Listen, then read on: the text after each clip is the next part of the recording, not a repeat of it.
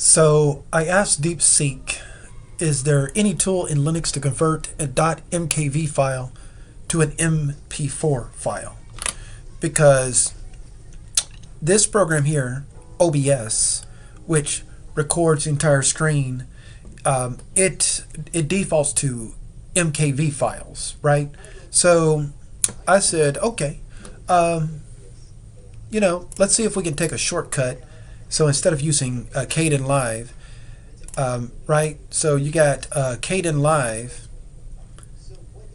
which is a video editing program, right, on Linux.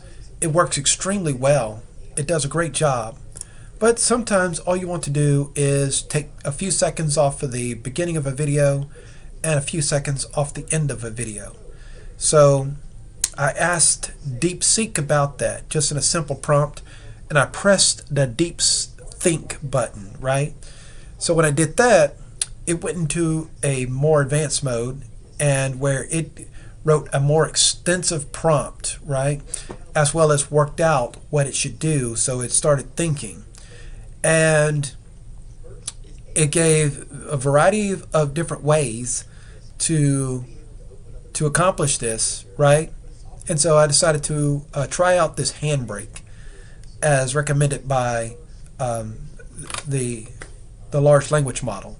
And so I installed Handbrake, right? And so this is Handbrake, and you can basically do a few things with this. Let me show you what that looks like. So I thought I would use Handbrake on Linux to do a video where I recorded the video in one take, but I needed to trim off a few seconds at the beginning and a few seconds at the end, right? So this video is 23 minutes long, but the last minute and 12 seconds, let's say, or let's say the last, roughly that. I don't need that, right? So anyway, and then I was able to set the resolution that I wanted, and I did some other modifications here. When in audio, I was able to up the gain so that I could up the audio volume, right?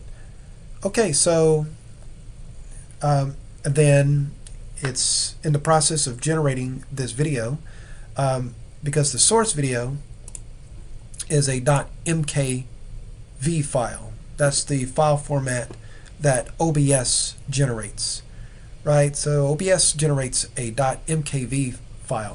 It can generate MP4 and MOV files, but those files can get corrupted, right, very easily, depending on the amount of action that's going on in the process.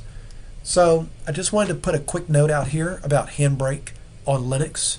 And so I basically was able to use Handbrake to produce this file. And so I heard about DeepSeek, and I heard about it today. Good.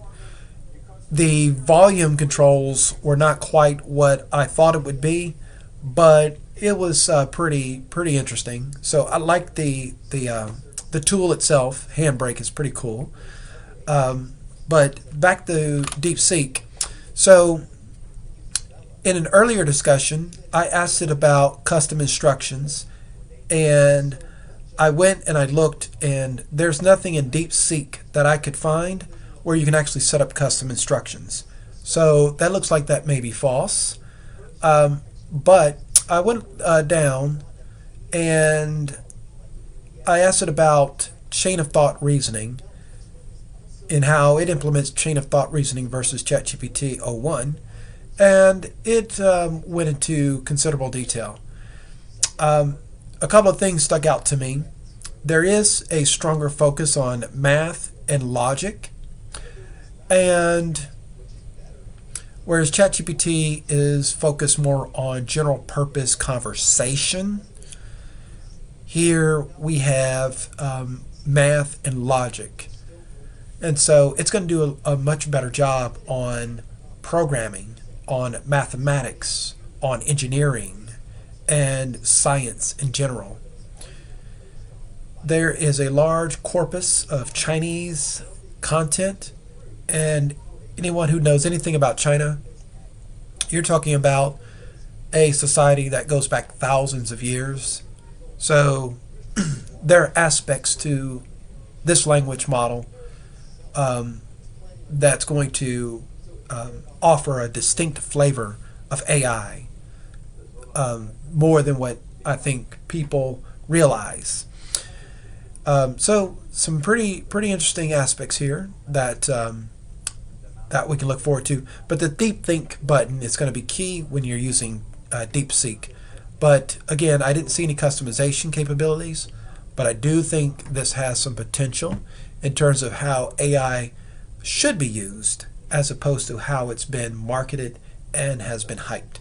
So I hope you enjoyed this conversation, and I will catch you on the next one.